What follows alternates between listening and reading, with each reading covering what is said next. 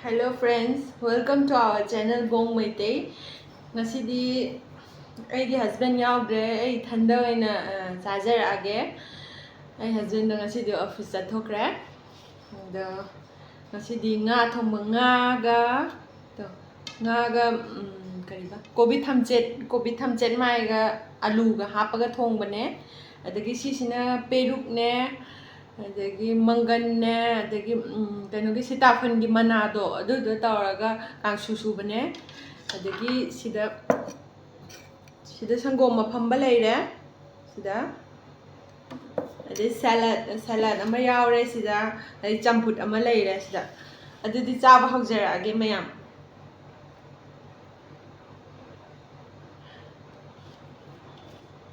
Hello বন্ধুরা আজকে তো আমি একা করছি আজকে তো আমার হাজবেন্ড অফিসে চলে গেছে আমি একা করছি তো আজকে মাছ আর ফুলকপি আর আলু দিয়ে মাছ রান্না খাচ্ছি একটা আর এটা তো মণিপুরের স্টাইলে আমরা সিংজু বলি এটা ওয়ান কাইন্ড অফ চাটনি ওটা খাচ্ছি আর এটা হচ্ছে টক দই খাবো আর এটা হচ্ছে কুমড়ো বিনস আর শসা দিয়ে মানে বয়েল করে চিনি দিয়ে বয়েল করে শুধু করে ওটা খাবো আর একটা স্যালাড আছে তাহলে খাওয়া শুরু করি দিদি চাবা হোক যে আগে mayam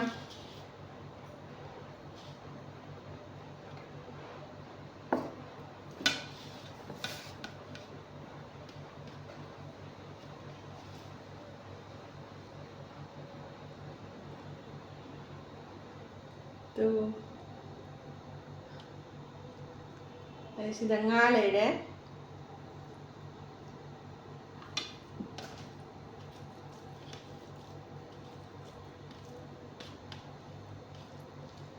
ngasi di thanda chawa nungdi nungaite adum chaminabani na champut hana charage beans sile ngasi na thabi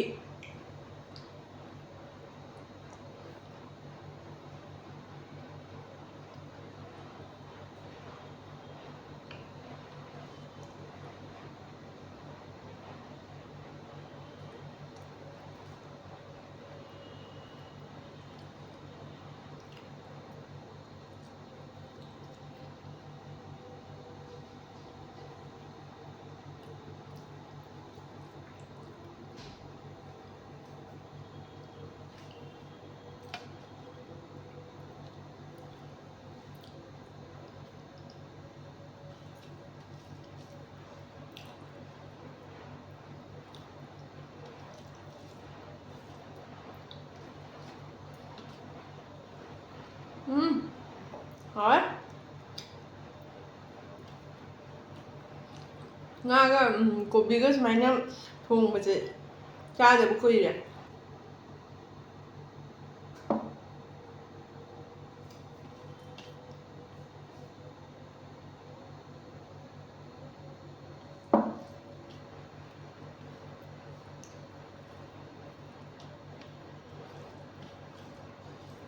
kobiga hujikti matam nattabanina hawran khanbane adum hawre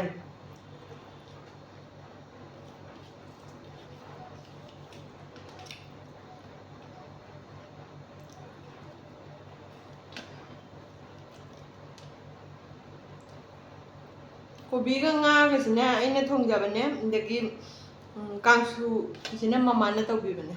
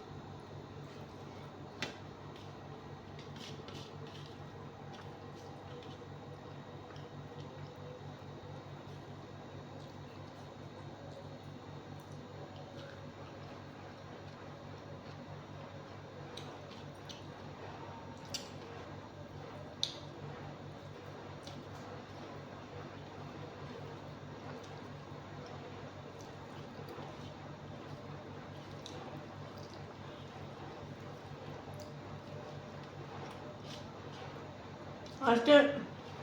মাছটা আমি রেঁধেছি, খুব ভালো হয়েছে। নিজে রেঁধেছি বলে বলছি না, কিন্তু খুব ভালো লাগছে।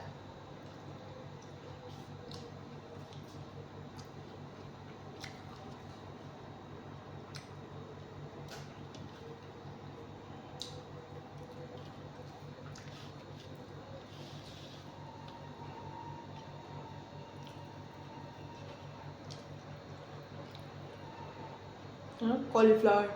ফুলকপি।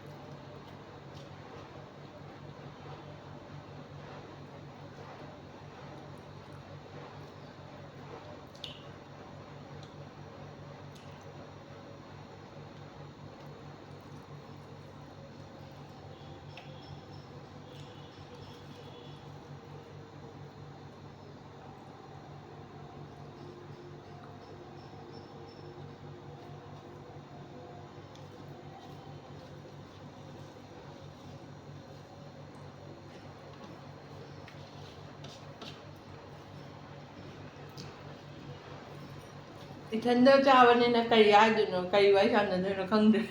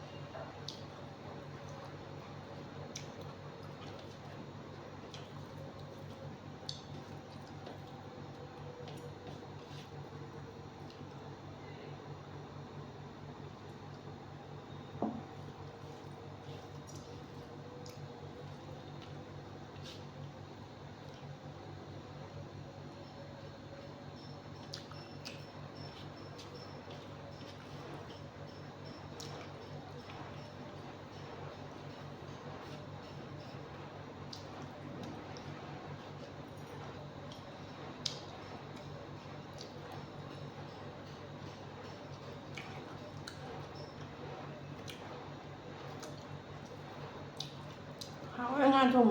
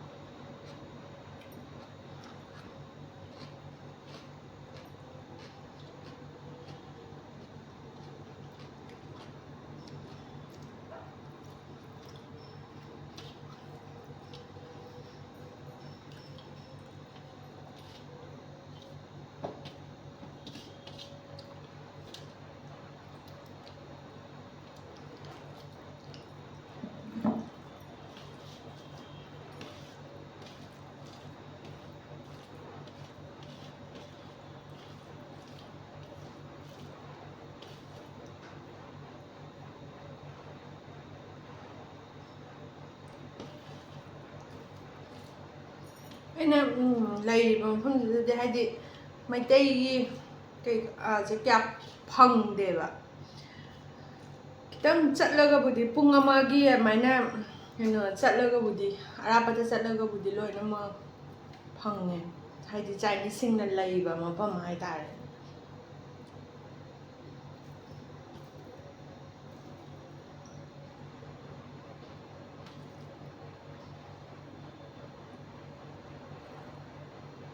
ꯁꯥꯁꯨ ꯁꯥꯕꯅꯤꯅ ꯁꯤꯗꯗꯤ ꯅꯥꯀꯨꯞꯄꯤꯗꯣ ꯅꯍꯥꯟꯗꯒꯤ ꯊꯤꯕꯅꯦ ꯑꯗꯣ ꯅꯥꯀꯨꯞꯄꯤꯗꯨꯁꯨ ꯐꯪꯗꯗꯅ ꯄꯨꯕꯤꯔꯛꯑꯣꯅ ꯍꯌꯦꯡ ꯄꯨꯔꯛꯀꯦ ꯑꯃꯨꯛ ꯍꯥꯏꯅꯤ ꯑꯗꯒꯤ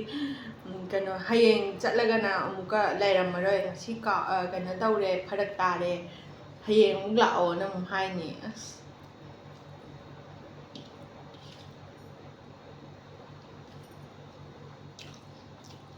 ꯑꯩꯅ ꯅꯥꯀꯨꯞꯄꯤ ꯃꯔꯨꯗꯨ ꯆꯦꯟꯕꯅꯤ ꯁꯤꯗ ꯊꯥꯒꯦ ꯍꯥꯏꯅ ꯑꯗꯨꯝ ꯊꯥꯕꯩꯔ ꯈꯪꯗꯦ ꯐꯖꯅ ꯍꯧ ꯌꯥꯗꯦ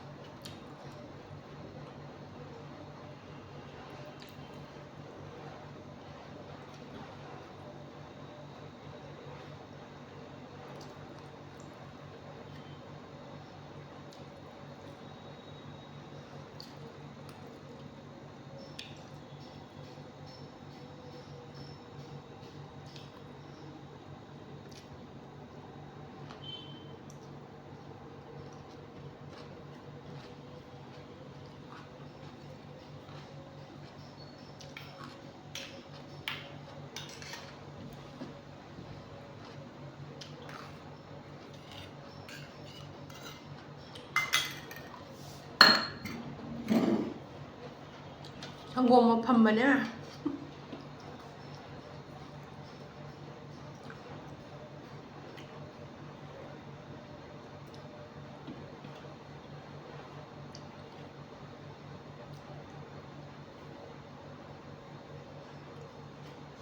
ꯁ꯭ꯄꯨꯟꯁꯤꯅ ꯑꯣꯏꯅ ꯆꯥꯔꯦ ꯀꯣꯠ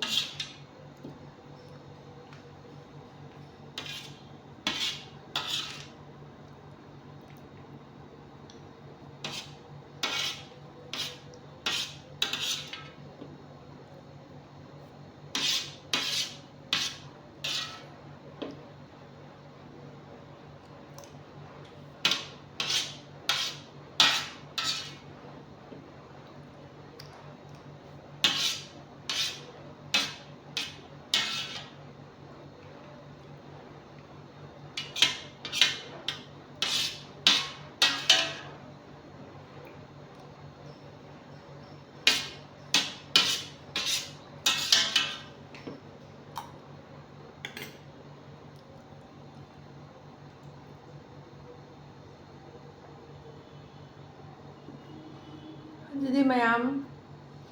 ꯉꯁꯤꯗꯤ ꯍꯥꯎꯁꯨ ꯌꯥꯝ ꯍꯥꯎꯔꯦ ꯑꯗꯣ ꯚꯤꯗꯤꯑꯣꯁꯦ ꯃꯇꯥꯡ ꯑꯁꯤꯗ ꯂꯣꯏꯁꯤꯟꯖꯔꯒꯦ ꯚꯤꯗꯤꯑꯣꯁꯤꯕꯨ ꯌꯦꯡꯕꯤꯔꯤꯕ ꯃꯌꯥꯝ ꯄꯨꯝꯅꯃꯛꯅ ꯂꯥꯏꯛ ꯁꯤꯌꯔ ꯑꯦꯟ ꯁꯕꯁꯀ꯭ꯔꯥꯏꯕ ꯇꯧꯕꯤꯔꯝꯃꯨ ꯑꯩꯈꯣꯏꯕꯨ ꯁꯞꯄꯣꯔꯠ ꯇꯧꯕꯤꯔꯝꯃꯨ ꯑꯇꯩ ꯚꯤꯗꯤꯑꯣꯁꯤꯡꯗꯁꯨ ꯁꯞꯄꯣꯔꯠ ꯇꯧꯕꯤꯕꯒꯤꯗꯃꯛꯇ ꯈꯣꯏꯔꯝꯖꯔꯤ ꯊꯥꯒꯠꯄ ꯐꯣꯡꯗꯣꯛꯆꯔꯤ ꯁꯣꯔꯤ ꯑꯩꯁꯦ ꯁꯤꯗ ꯂꯩ ꯃꯩꯇꯩꯔꯣꯟꯗꯣ ꯀꯌꯥ ꯀꯩꯅꯣ ꯇꯧꯗꯕꯒꯤ ꯉꯥꯡꯕꯗ ꯈꯤꯇꯪꯈꯛ ꯁꯣꯏꯈꯤꯕ ꯌꯥꯎꯔꯒꯁꯨ मयाम ꯉꯥꯛꯄꯤꯌꯨ दीदी वीडियो से मतांग से लोचनजरगे मैम ताहले आज के वीडियो ता एखाने ही शेष करी आज के तो आमार बड़ नेই ওইজন্য আমি একা একা খেতে ভালো লাগেনি নেক্সট ভিডিওতে তো আমি চেষ্টা করি আমার বরের সাথে আসার জন্য থ্যাংক ইউ সো মাচ